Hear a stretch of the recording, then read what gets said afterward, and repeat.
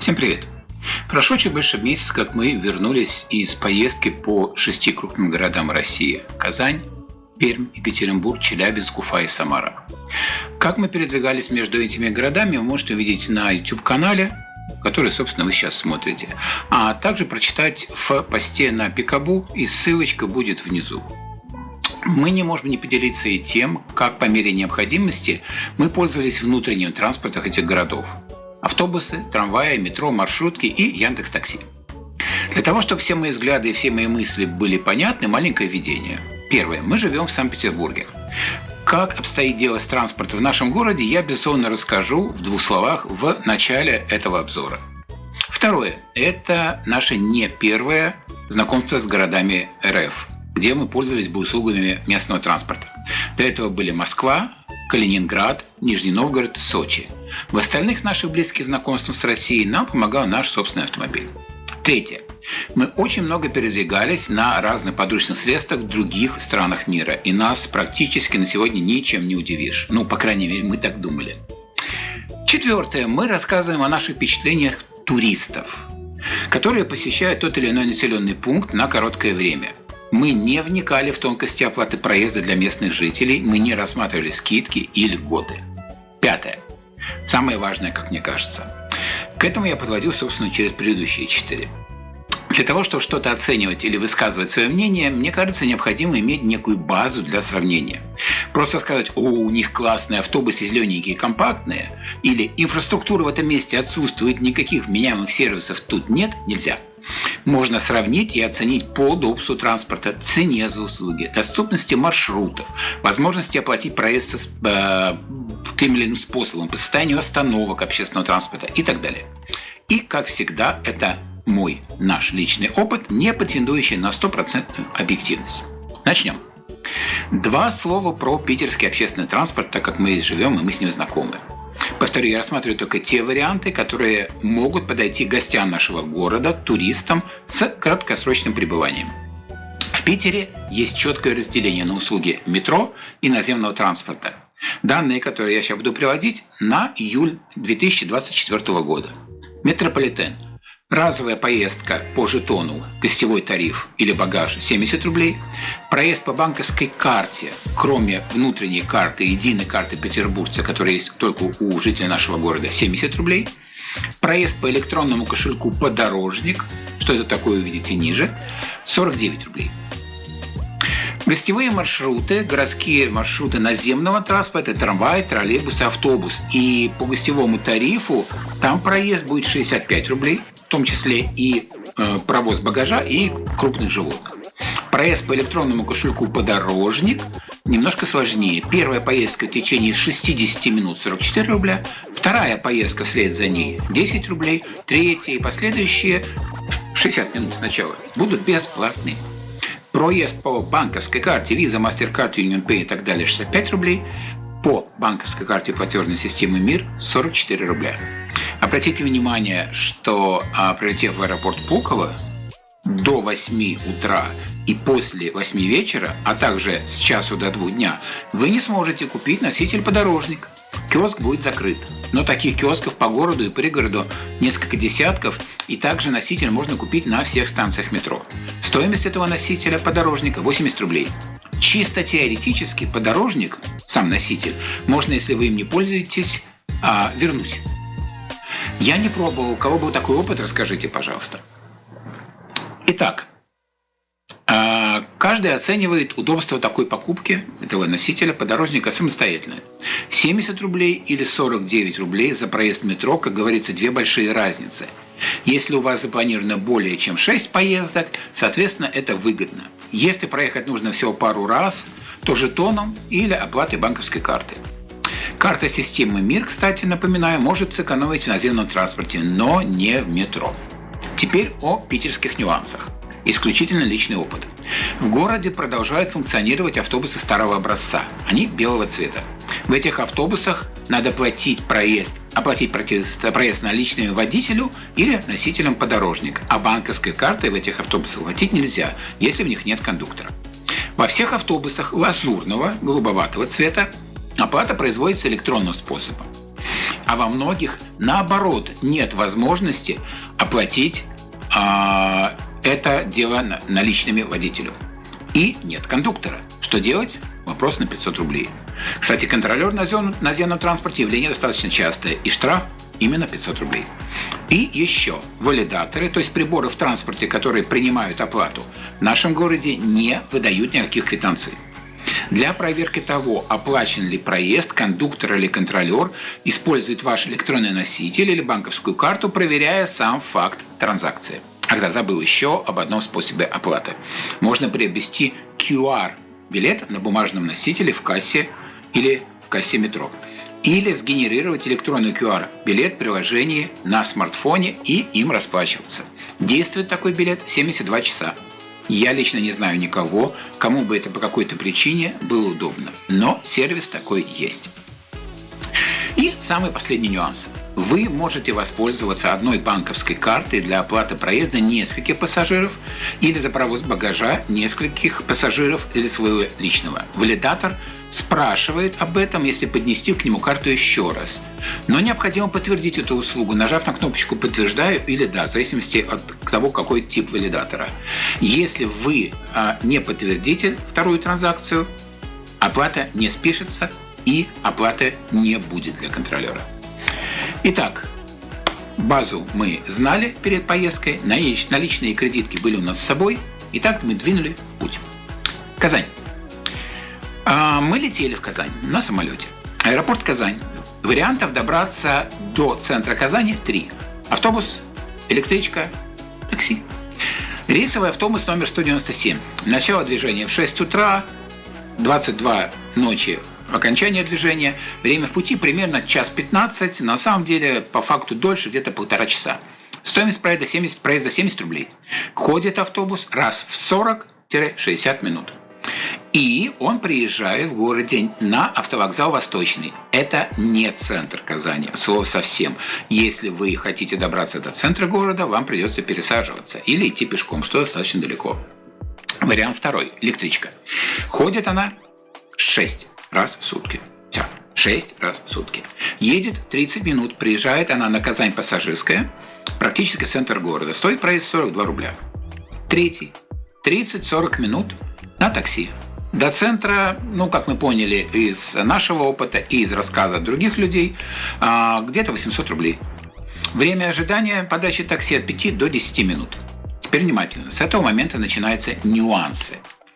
Для питерцев существует четкое разделение. Рейсовый автобус и маршрутное такси. Маршруточка. И, соответственно, у нас в городе ездят комфортабельные автобусы. Из центра города, из черты города в Питере убраны, в Санкт-Петербурге убраны все маршрутки. Если вы видите на улицах города маршрутку, это какой-то пригородный маршрут, который заехал в город, высадил пассажиров и вернулся себе за город. Повторю, автобусы разного типа, в основном сейчас Волгобасы и МАЗы, не пазики, не микроавтобусы, а автобусы с кондиционером, с нормальными комфортными сиденьями, с широкими проходами, а автобусы с Пулково, к примеру, еще и с местом для багажа. Дальше. Наш рейс и еще 2 вместе с ним в Казань прибыли около 12 часов. Электричка в 13:30. Автобус пятком. Короче, спасибо администрации Казани за поддержку услуг таксистов. Они вам очень за это благодарны. Но не мы, не пассажиры. Как выглядит общественный транспорт Казани снаружи, я показывал в своем видео про этот город. Оно уже выложено на канале, можете посмотреть, ссылочка присутствует. Мы в основном по Казани ходили пешком, но из центра до железнодорожного вокзала Казань-2 очень удобно было добираться на метро. Мы уезжали в следующий город оттуда, и мы воспользовались метро. Интервал между поездами метро от 7 до 10 минут. Фото того, как выглядит станция метро, есть также в моем видеоролике. Об оплате. Проезд за наличную оплату в общественном транспорте города Казани 42 рубля. Цена по транспортной и банковской картам в транспорте составляет 38 рублей. Запомните, здесь в Казани 42 рубля наличка, чуть дороже, чуть дешевле 38 рублей по банковской карте. Есть пару интересных опций, так же, как и в Питере, я так подозреваю, что в многих других городах. 2 поездки на общественном транспорте в течение 45 минут, за обе ты платишь 45 рублей. Но мы этим не пользовались, как я уже говорил. С оплатой на наземном транспорте также мы не сталкивались, мы не ездили на автобусах в Казани, на трамваях, на троллейбусах, поэтому как это работает, не знаю. Остановки транспорта в городе мы видели. Есть разные, современные с онлайн-расписанием, есть просто крыша и скамейка. Пермь. Автобусы и трамваи останавливаются прямо у железнодорожного вокзала Пермь-2. На остановках, не всех, к сожалению, но на многих. По крайней мере, на тех, которых мы видели. Есть схематические карты движения маршрутов. Это очень удобно. Также есть пару совсем умных остановок, где существует также онлайн-табло. То есть схематическая карта – это некая карта движения этого маршрута в районы города, куда вам нужно попасть, и вы понимаете приблизительное направление. Во многих автобусах внутри цифровые табло и автоинформирование пассажиров об остановках. Это очень интересная фишка, когда в автобусах диктор, голос записанный, или даже кондуктор, бог с ним, объявляет остановки. Мало того, иногда есть какие-то комментарии. Следующая остановка такая-то, железнодорожный вокзал. Следующая остановка театр, детский театр. Это было, если все помнят, в советские времена. Даже были такие обязательства у очень многих у перевозчиков городских в то время. Кондиционеры в новых автобусах в Перми есть. Есть также места для людей со специальными потребностями. И можно поставить кресло их, можно его пристегнуть. В общем, все для этого продумано. Автобусы есть низкопольные в том числе. Оплата производится наличными кондуктору или водителю, но в салонах есть валидаторы. Все говорят, и я это подтвержу, что трамвайный парк Перми требует замены, вагоны старые, но постепенно их меняют. В этом году несколько новых тоже закупили, мы их видели на линии. Стоимость проезда и оплаты, и провоза багажа за наличный расчет банковской карты или транспортной карты в режиме электронный кошелек, а также по тому самому QR-коду, если вы хотите, 37 рублей. За все цена одинаковая. Нам, честно говоря, в Перми все понравилось с точки зрения транспорта. Ходит транспорт часто, маршруты охватывают весь центр. Расписание соответствует реальности, как в местном приложении для смартфона. Его можно, кстати, скачать и считывать QR-код на остановках, видя, когда приходит автобус или расписание. И также в Яндекс.Транспорте или в Дубльгесе. Екатеринбург. Мы приехали на ЖД вокзал Екатеринбург пассажирский рано утром, буквально часов в 6. И сели мы на самый первый трамвай, который ехал еще из парка. Немного покатались по городу, потому что он не шел по маршруту, мы просто ехали на нем в центре. В трамвае нас встретил кондуктор, это было наше первое потрясение, скажем так, которое бегало между 2 раздельными вагонами на сцепке. То есть 2 вагона независимых были сцеплены между собой, и кондуктор бегал из одного в другой для того, чтобы получить деньги за проезд. Валидаторов в трамвае не помню, был кондуктор, ей можно было заплатить наличными или, соответственно, по банковской карте. Вагоны были старенькие, очень уставшие, и в Екатеринбурге мы впервые столкнулись с валидаторами с билетиком. Вы можете их видеть. То есть здесь фискальный документ распечатывается. Для нас это было странно. Мы в Питере такого не видели. Может быть, я как-то пропустил, но я не помню такого. Но на других маршрутах в то же время стоят вот такие вот новенькие уже аппараты, где можно без всяких билетов платить, просто приложив карту. Оплата здесь подтверждается звуковым и цветовым сигналом, и вы знаете, что деньги списались у вас с карточки. Стоимость проезда на всех видах городского транспорта 33 рубля, если платить электронным кошельком 31 рубль. Есть также тариф с пересадками, как я говорю, практически в каждом городе есть такое, в течение 30 минут и 60 минут на всех видах транспорта, соответственно, 33 рубля и 62 рубля соответственно. То есть 60 минут вы можете пересаживать из транспорта в транспорт и заплатите 62 рубля. Существует сайт, на который можно ссылочку вставить внизу, где можно увидеть маршруты и расписание. Мы по этому сервису, кстати, дважды не дождались транспорта в указанное время. И снова нас вводил в заблуждение Яндекс. Он упорно именовал маршрутные такси автобусами. На улице было очень жарко, более плюс 30. Мы очень хотели передвигаться в транспорте с кондиционером. А вместо ожидаемого современного автобуса к остановке подходил очередной пазик, где кондиционирование происходило, вы все знаете, с помощью люка в потолке и открытых окон, если, конечно, никому не дуло. И только во время движения, разумеется. И в таких вот автобусах нет валидаторов. То есть есть кондукторы или оплату принимает водитель. Также нас немного смутили остановки старого типа, совмещенные с павильончиками и магазинами. Вы можете увидеть их на картиночке. Не вот эти вот красивые, которые у нас в городе появились, у них в городе появились, а вот старенького типа. Кстати, интересная новость с новостного сайта Екатеринбурга. Я совершенно случайно на нее наткнулся, но она очень многое объясняет. Новость такая. В Екатеринбурге вот-вот стартует транспортная реформа. Самым главным изменением станут брутто-контракты. Они нужны для того, чтобы транспорт ездил по расписанию, а не только в час пик, когда водители устраивают гонки на остановках, чтобы взять побольше пассажиров. Переходить на новую систему будут поэтапно. За троллейбусами и трамваями через какое-то время подтянутся автобусы. Не очень понятно, как троллейбусы и трамваи друг с другом соревнуются.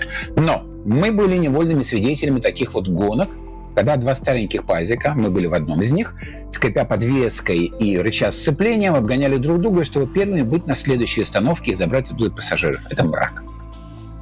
Метро города без замечаний. Добротное, чистое. Фото появится вскоре в отчете о поездке в Екатеринбург. Единственное, что нас напрягло и в Казани, и в Екатеринбургском метро, это какое-то повышенное, немножко гипертрофированное отношение к безопасности на входе в метро. Ни в Москве, ни в Питере, несмотря на огромнейший поток, нет тотального досмотра всех сумок и рюкзаков. Тем более личных вещей. Для нас это было крайне странно. Что, могу лишь посоветовать руководству метрополитена этих городов отправить сотрудников транспортной компании, транспортной полиции на специальные курсы, где их обучат по десятку внешних признаков четко выделять именно потенциально опасных людей, опасных пассажиров, а не проводить досмотр всех подряд, создавая толпы на вход. И последнее, интервал движения поездов в часы пик около 4 минут, в обычное время 6-9 минут. Челябинск. В Челябинске мы жили прямо напротив железнодорожного вокзала, поэтому до центра мы добирались на общественном транспорте. Мы уже знали, что валидаторы могут печатать билетики. Это было для нас не новость. И что можно оплатить по одной банковской карте. Чего мы не знали, это того, что водители маршруток, опять-таки косящих под рейсовые автобусы, могут не принимать к оплате банковские карты, ссылаясь на неработающие терминалы, и требовать оплату наличными или, внимание, переводом на телефон. Также мы узнали такое явление провинциальных городов, как раннее прекращение работы в связи с низкой загруженностью. Вот прямо так нам было сказано. Яндекс и Дубльгиз показывают, что должно быть еще 2 автобуса по расписанию, а их по факту нет. Время 21:30, центр города. А еще люди жалуются, что водители могут включить GPS, и транспорт не будет виден в приложении. Я внизу оставлю ссылочку, точнее, картиночку с статьей, где человек как раз пишет про такую ситуацию, когда водитель чуть ли не выталкивает пассажира из автобуса, когда он хочет оплатить наличными. И в автобусах висят прямо табличечки с телефоном водителя, куда надо переводить денежки. Это незаконно, просто чтобы все это знали и помнили. Внизу ссылочка на местный сервис по транспорту. Там можно посмотреть маршруты, там можно увидеть расписание. Тоже, скажем так, не все однозначно. Цена за проезд 35 рублей, если наличный расчет, 29 рублей, если оплата банковской картой, 28 по транспортной карте с безлимитными пересадками на другие виды общественного транспорта в течение часа. И еще одна новость, еще одна заметочка из новостного сайта Челябинска тоже будет внизу. Итак, что нам понравилось в челябинском транспорте, это то, что в салонах автобусов, еще раз, мы забыли про маршрутки, автобусов, висят памятки, инструкции по тарифам, по способам оплаты, и также есть электронное табло в новых автобусах, только в новых. Вот здесь вы видите, как выглядит остановка, старая и новая. Расстояние между ними, грубо говоря, метров 300. Мы садились и на одной, и на другой, поэтому как бы я за них отвечаю. Уфа. Итак, мы думали, что видели уже все, но мы приехали в Уфу. Вот такой лайфхак, как вы видите на картинке, встретил нас на остановке у вокзала. Кто не понял, это такой кондиционер для водителя, сделанный им самостоятельно. Мы очень хотели уехать в Уфе от вокзала на автобусе. Трамвае, который тоже подходит к вокзалу. Даже на маршрутке. Но не вышло. В тот район, где мы остановились, Красинский рынок, кто знаком с городом, ничего прямого не ходило. Вызвали Яндекс.Такси. Это тот случай, когда это было выгодно и быстро. 200 рублей, 15 минут от двери до двери. Теперь особенности транспорта Уфы. Первое. При любом способе оплаты наличными, банковской картой или смартфоном стоимость проезда одинаковая – 41 рубль. Второе. Оплата за проезд происходит на выходе. Да-да. Везде, где мы были, призывают оплачивать как можно быстрее проезд после входа в транспорт. Мало того, есть какие-то даже обязательства. И после того, как ты не оплатил до следующей остановки проезд, тебя могут оштрафовать. Но в Уфе оплачивают у водителя на выходе. А в автобусах, когда начали устанавливать валидаторы, устанавливали один валидатор рядом с кабиной в зоне видимости водителя. Вы можете это видеть. Многие помнят, что этот способ был раньше и в других городах, и от него благополучно отказалось, наверное, 90% компаний-перевозчиков. Но не тут. Зашел в заднюю дверь и на выход проталкиваешься к водителю в любую погоду, в час пик, когда бы то ни было. И да, цены на маршрутке зависят от длительности маршрута или от направления и варьируются от 40 до 45 рублей. Ссылочка на местный сайт тоже внизу. Вы думаете, что это наши все впечатления от транспорта Уфы? Как бы не так. Это единственный город на нашем маршруте, в котором мы вызывали такси 4 раза. 4 раза. Правильно, мы приехали на такси. Еще раз мы ездили на вокзал, ехали на вокзал обратно. Мы были вынуждены вызвать такси, потому что общественный транспорт, напоминаю, заканчивает свою работу раньше из-за отсутствия спроса. А у нас поезд был ночной в 12. Такси. И еще один раз мы вызвали такси, чтобы доехать до нашей гостиницы в 21:30 в будний день от сада Салавата Юлаева. Местные знают, где это. Автобусы закончили ходить, и мы вынуждены были вызвать такси. 8 минут на такси, 260 рублей. Тут же у нас был самый прикольный уфимский, так сказать, экспириенс работы с такси. Все такси мы заказывали через Яндекс. Практически все такси, которые к нам приезжали, это были Яндекс.Такси с шашечками, так сказать, оформленные машины, и далее это были частники с приложения.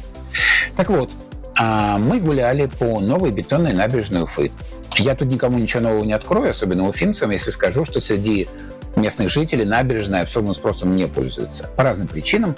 И находится она у подножия высокого холма, на котором, собственно, и идут все дороги, вся инфраструктура города, достопримечательности и так далее.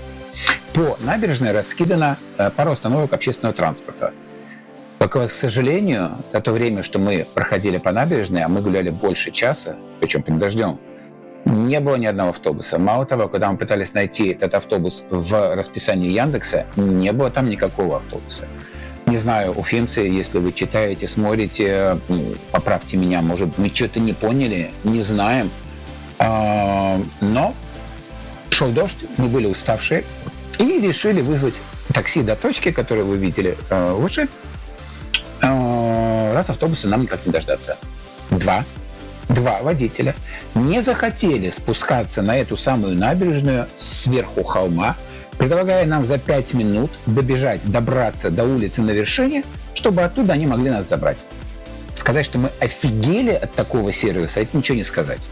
Кстати, приехавшее таки к нам такси снова стоило в пределах 200 рублей, и ехали мы 15 минут, и несложно было водителю спуститься.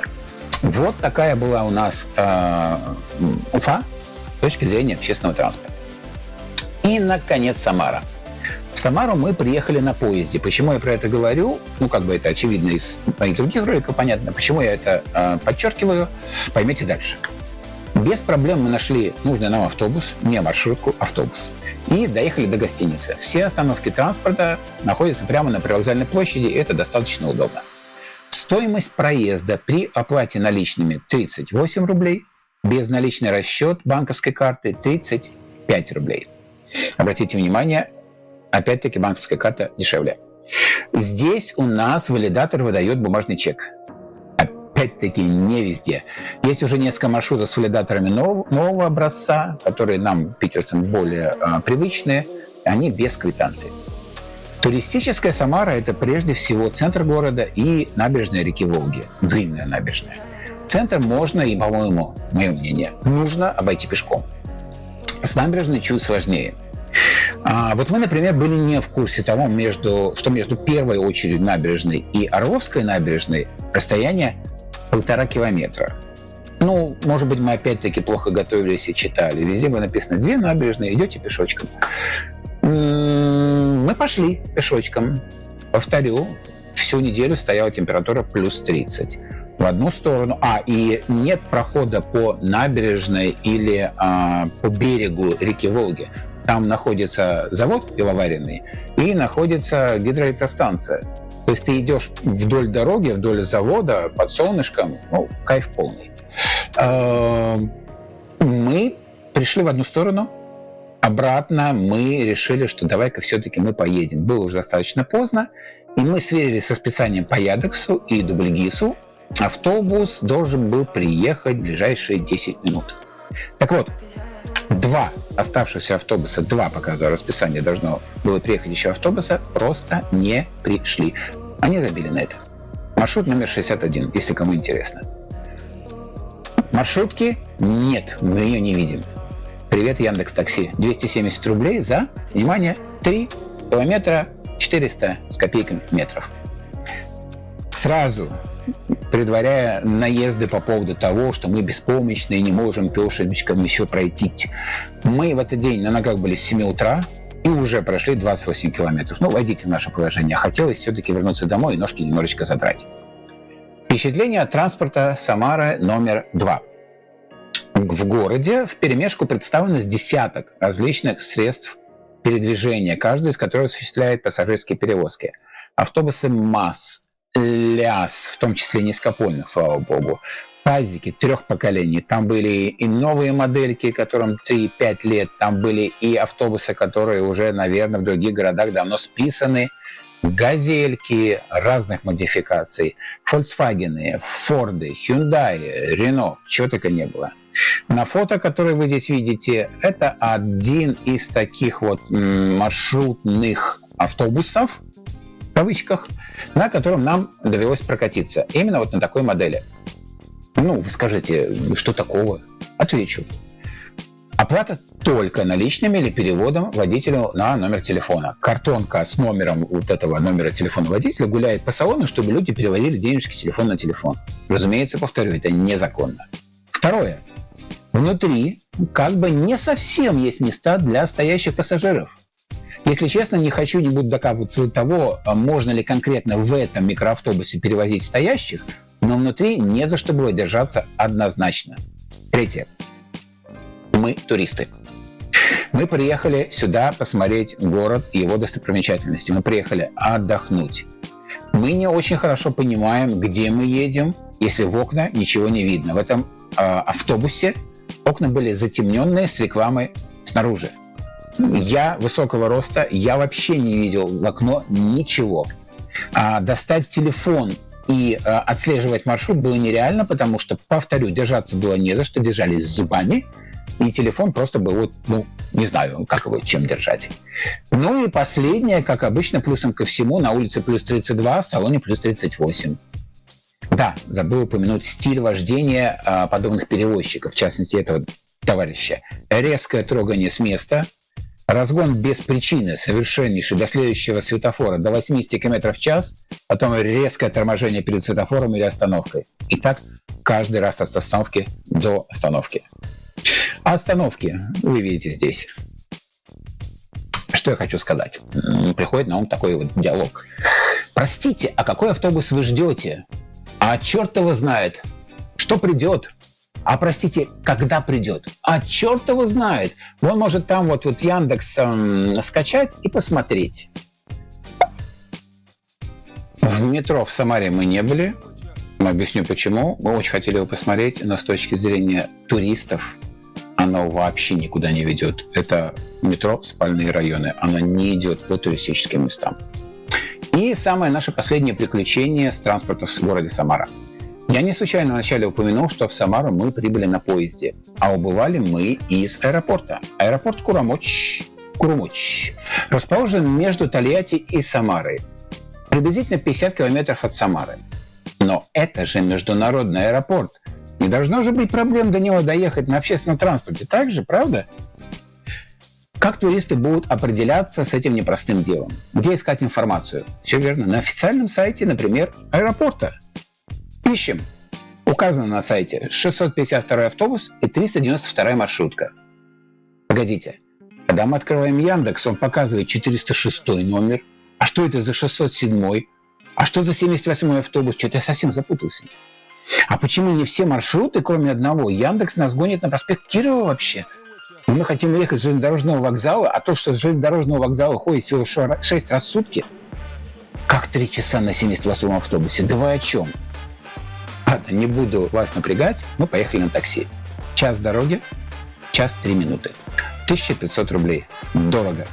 Но поверьте, мы очень долго пытались найти нормальную связку с общественным транспортом, пока несколько местных товарищей нас не обрадовали, в кавычках, тем, что тут некоторые рейсы автобусов могут не приехать по расписанию, а еще бывают ремонтные работы на дороге и пробки, которые автобус не может, в отличие от такси, объехать. Поэтому берите такси, не выпендривайтесь. Вот такие у нас впечатления.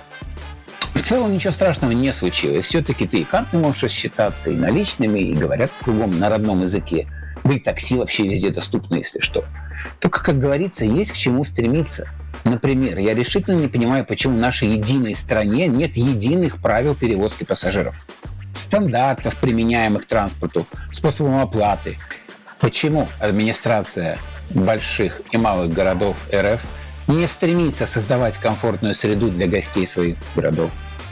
Почему она не стремится привлекать туристов? Почему не любит свой город и не уважает его жителей?